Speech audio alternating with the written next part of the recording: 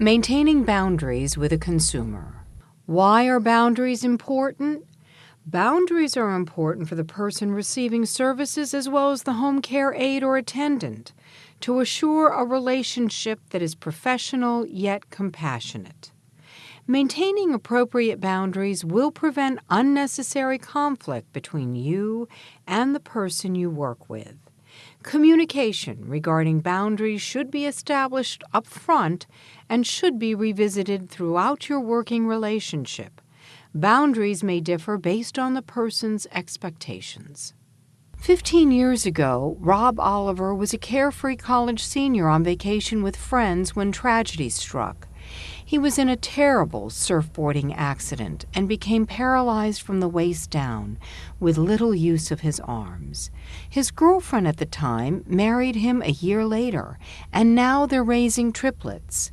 Rob's attendant has had a huge impact on his daily life, and he acknowledges that it's important to set boundaries from the beginning. There is an understanding that of what the expectations are. There's a list of things that I expect to have done over the course of the week, and there are some boundaries as far as what we may talk about. But really, I think what it started off with is we set up the system from the very beginning. This is what's expected, and this is what we're going to work towards. And as long as that happens every week, then we're doing. So it's more of an objectives boundary, if that makes sense. That here's the list of responsibilities. Let's get those done, and as long as you're doing that, we're in good shape. Having an attendant is so important to Ralph Trainer in helping him with his disability. Ralph hires his own attendants, and he is their boss, and Ralph sets the expectations. Communication is paramount in a relationship of any kind. For example, working with Felix, the number of years that I have, we really have a down pat as to what Ralph may need as opposed to what Felix might think Ralph wants. And by working with an individual for a number of years, you're very comfortable in that dialogue and so forth. But it's one that you, meaning me, as the employer of Felix, it's paramount that I set those boundaries, those if you have a question, ask type of roles. I have what's called a service plan that's developed by someone that comes out and does an assessment on Ralph as to what his needs are. And that's pretty much what we dictate between myself and my attendants. If we stray from that service plan, there better be a good reason as to why. For example, I may choose not to have lunch today. That's my choice. But I may ask my attendant to help me get ready so I can catch the bus. Those are some of the changes that may happen on a day-to-day basis. An attendant must be compassionate and caring, lend a sympathetic ear, and sometimes even a shoulder to cry on. But you should not try to solve all of their personal problems. Felix always listens, but he does not offer advice. I experience where people tells me stuff, they need a shoulder to cry. They cannot talk to their family because some confusion, I don't know why. And they say, Felix, can I tell you something? They would tell me. Then they would feel okay. Maybe they could ask me for advice. Sometimes I say, I don't know if I could do that because I don't know what's going on. I'm not there to resolve family issues. I'm there for that consumer. And on the flip side, Ralph Trainer has some advice to attendants on what an attendant should not do. Bring your personal problems to the job. And that's a two-way street. I may care about you as a person, as an employee and so forth, but I'm not the sounding board for your daily problems at home, even in the workplace. That's for your friends and family. When you're working with me, you are number one, the employee, I'm the employer. So there are certain boundaries that I'm very, very cautious of protecting or going over. Boundaries must be set for many situations. Let's take a look at some of them. Accepting gifts. What is a policy on attendants accepting gifts from a person they work with? These policies differ from one home care agency to another. Lucy Novelli Seeger is a franchise owner for Home Instead Senior Care in Western Pennsylvania. Accepting gifts is a really sticky subject for a lot of home care agencies because caregivers do develop close relationships with their clients, and the clients want to buy them something at Christmas time or for their birthday. And it's a really difficult situation to be in, to forbid everything that would be purchased for a caregiver. But in the same sense, the clients want to show their appreciation to them because they do care about them as well. We have a policy where the gift has to be $20 or less. The caregiver has to disclose with the client what the gift is. We have a form that has to be completed by the caregiver and the client, signed by both of them, saying that the gift was purchased and given to the caregiver. We don't allow any gifts of money. Marianne Boland is the Executive Director of Homemaker Home Health Aid Services in Beaver County. She has a different policy. No home care aide should take a gift. We feel that the caregiver is compensated, and we feel that that would be a violation, a conflict of interest, and it may be creating a dependency in another way. I'll give you a gift, you do me a little favor, and it just could become, could really get out of control. Furthermore, many of the clients that we care for are of lower income. We don't want them to feel that they have to give anything to the aide because they want to show appreciation. And what if a consumer insists on giving you a gift? Jean Langenbach, the Executive Director of Community Care Center of the Northeast in Philadelphia, has a strict no-gift policy in place. No, don't take it, because it can come back to get you. I've seen it happen. I have one prize story I leave you with. This one woman had a home full of Hummel statues. They're beautiful. And I said when I first went into that home, please lock them up in your curio. You know, just put them away. I mean, she must have had 50, 60 of them. And the son and I had a discussion. She had dementia, the consumer, and one day she loved our employee, loved her. And she said to her, look, before you leave today, I want you to take this Hummel, this statue. And she said, I can't. She said, take it or I'm not letting you out the front door. And she stood against the front door. So 5 minutes later, we were very close to the home. The worker came in, the employee came in with the statue and put it on my desk. And she said, I'm putting this here because it was insisted that I take it. I don't want it here. 5 minutes later, the phone rang. It was the son. He went into the home and found the statue missing, the Hummel. He had them all counted. He knew it was there. And he said, where is it? And I said, it's right here on my desk. It was just reported. Your mother would not permit her to leave today because she wanted her to have that.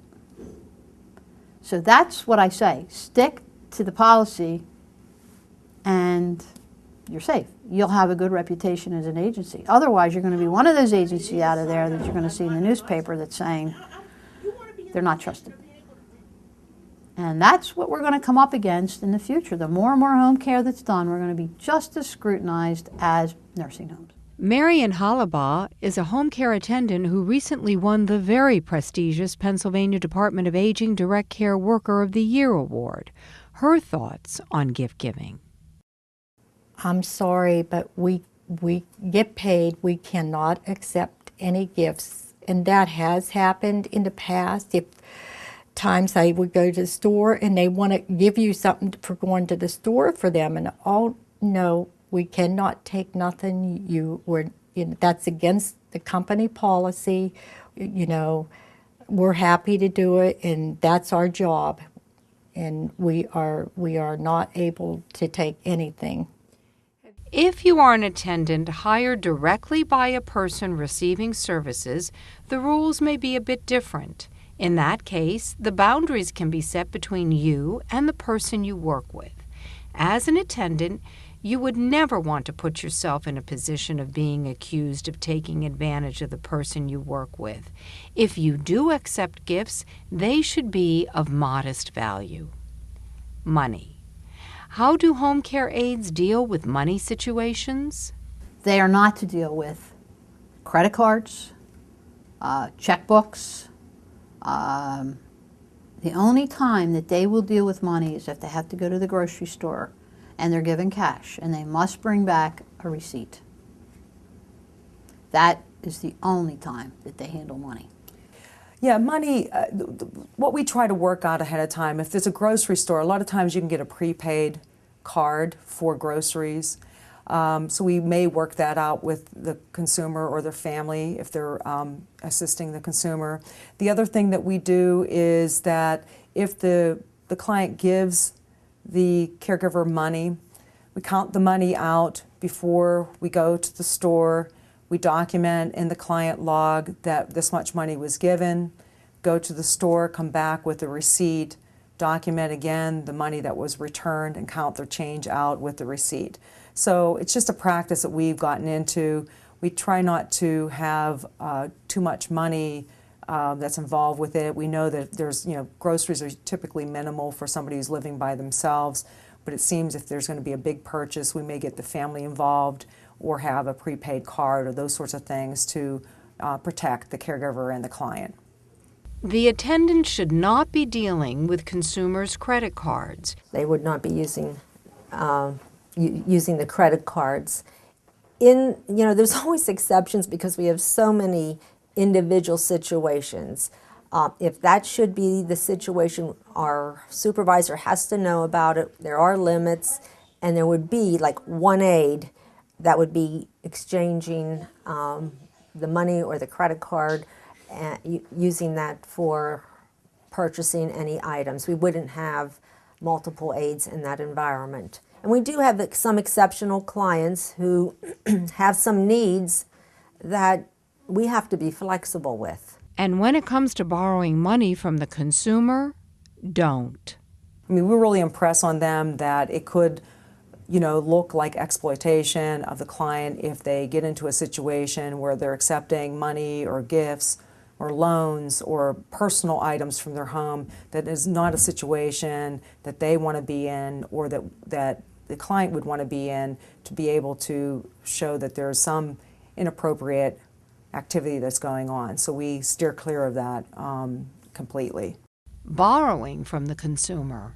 We have already discussed borrowing money from the person you work with, but what about their possessions? Should a home care aide borrow anything from them? That's absolutely unacceptable. We do not want that because sometimes borrowed things end up as kept items, and it's just not a good partnership to get into. We're in a partnership with that client, and that's just not a good avenue to go down. It usually ends up with poor results. We ask them not to do that, not take anything from a home, even a piece of bread. That is first, because it can be misconstrued as taking, not borrowing, just taking. Oh yeah, you had the great intention, I want to borrow your crock pot. What happens if it breaks? You don't get into that. That's breaking the barrier of professionalism. Transportation. Can the attendant transport the consumer? Yes, we do allow the caregiver to transport the consumer in their own car or in the client's car. There are a lot of considerations with that. Certainly, they have to have the proper training to do the transports. How to get somebody safely into and out of a car would be one thing to consider. to make sure that we have the proper insurance for that the caregiver has the proper insurance on their car, the client has the proper insurance on their car, valid driver's license, all those sorts of things.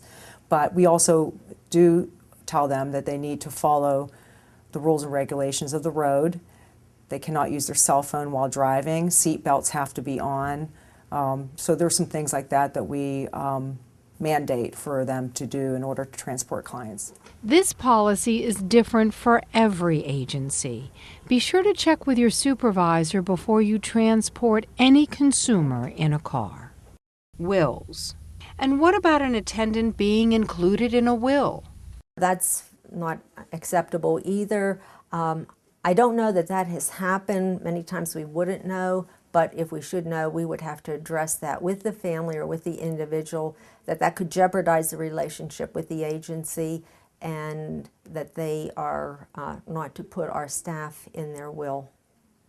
And we may even have to have some legal intervention to make that very clear. It is important to know that an individual employed by a home care agency or home care registry may not assume power of attorney or guardianship over a consumer utilizing the agency services.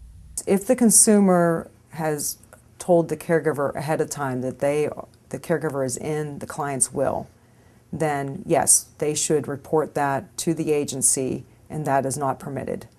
So we would, as an agency, be involved with that and have to instruct the client that that's not allowed. Having someone new come into a person's home can be anxiety-provoking. Strong communication is the key in maintaining the boundaries necessary for a good relationship between the attendant and the consumer. Marion sums it up this way.